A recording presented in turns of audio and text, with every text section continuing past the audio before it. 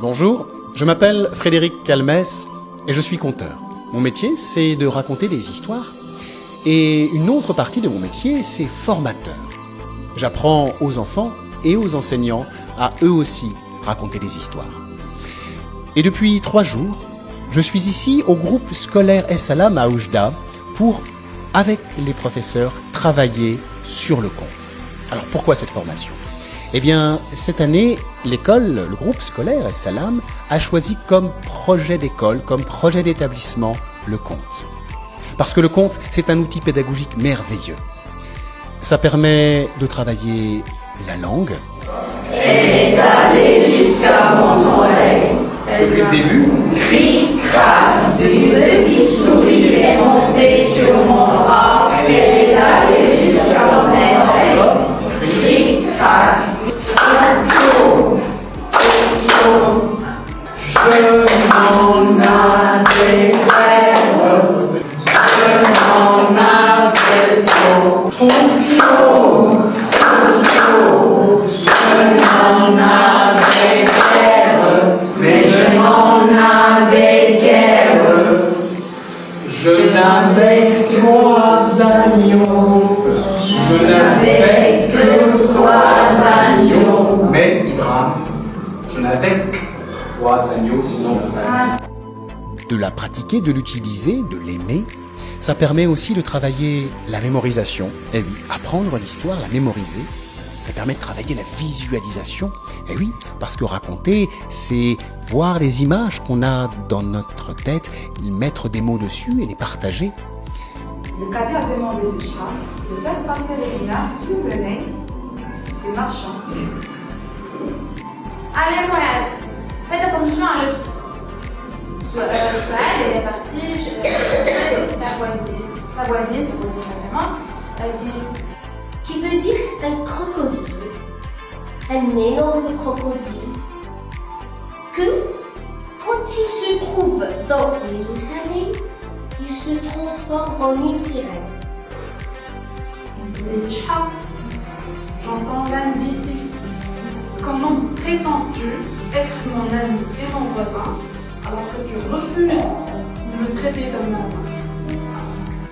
Et puis, raconter, c'est aussi la relation à l'écrit, parce que les histoires avec lesquelles vont travailler les professeurs, elles viennent de livres. Et les enfants vont lire l'histoire, vont la comprendre, et une fois qu'ils l'auront mise dans leur bouche, qu'ils vont la raconter, eh bien ils vont la transformer, et ils vont en faire une pièce de théâtre. Ils vont faire parler les personnages, ils vont écrire des dialogues, faire de la mise en scène, et une fois que cette histoire, elle sera en place, eh bien ils vont prendre leur stylo, et ils vont l'écrire. Et puis une fois qu'elle sera écrite, ils vont l'apprendre, ils vont fabriquer un spectacle, et toute l'année, semaine après semaine, ils vont travailler sur l'écriture, sur la mise en scène, sur la création de ce spectacle. Et ce spectacle, ce projet d'école, travaillé toute l'année, qui, comme vous l'aurez compris, aura permis le développement de plein de compétences, eh bien, ce spectacle, je vous dis à la fin de l'année, pour le voir, pour retrouver vos enfants sur scène. Merci.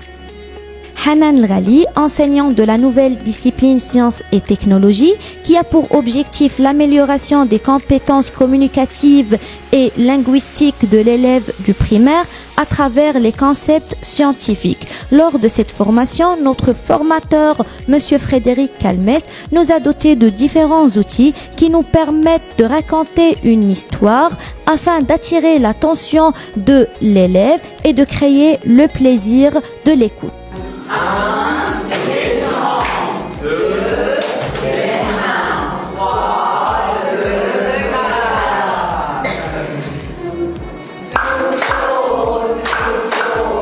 Je n'en avais guère, n'a laissé que la peau. Il était si vorace, n'a laissé que la peau, mais des os de la bête. Mais des os de la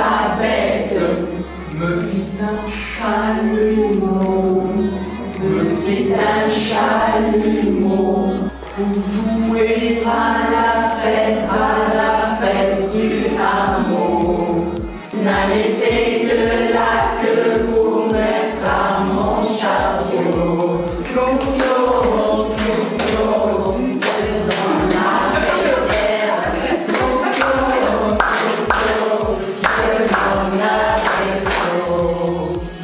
Iman Prtaoui, j'enseigne le français à des élèves de 5e année primaire.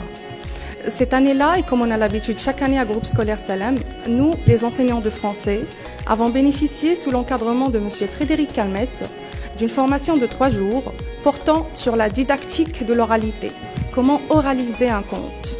M. Frédéric, qui est un conteur professionnel, a partagé avec nous durant ces 3 jours son expérience et nous a appris un tas d'astuces et d'outils grâce auxquels nous pourrons désormais compter dans nos classes, mais d'une façon correcte. Tout au début, nous avons appris tout d'abord comment, à travers un conte, nous pourrons amener les élèves à visualiser le conte, comment les pousser à vivre les événements tout en écoutant. Puis ensuite, nous avons appris comment diminuer ce stress que ressent un élève quand il prend la parole en français face à un public, bien sûr grâce à des jeux, à des exercices d'échauffement, tout en favorisant son aisance corporelle et vocale. Et pour conclure, personnellement, je trouve que cette expérience est très très enrichissante. Ça a répondu à tous mes besoins d'enseignante et nous pourrons désormais, mes élèves et moi, compter dans la classe comme on ne l'a jamais fait auparavant.